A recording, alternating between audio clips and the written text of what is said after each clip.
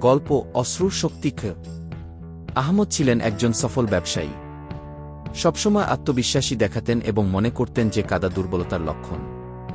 কোনো কষ্ট বা দুঃখই তাকে কাঁদাতে পারত না। একদিন তার ব্যবসা ধ্বংস হয়ে গেল। দেনার দায়ে জর্জরিত হয়ে পড়লেন, কিন্তু তবুও তিনি নিজেকে শক্ত দেখানোর চেষ্টা করলেন। ভেতরে ভেতরে তার মন ভারী হয়ে উঠছিল, রাতে ঘুম হতো না, সবকিছু অন্ধকার মনে হচ্ছিল। এক রাতে আহমদ মসজিদে গেলেন। সেখানে এক বৃদ্ধ লোককে দেখতে পেলেন, যিনি নামাজে অশ্রু বিসর্জন দিচ্ছিলেন। কৌতূহলী হয়ে তিনি তার পাশে বসে পড়লেন।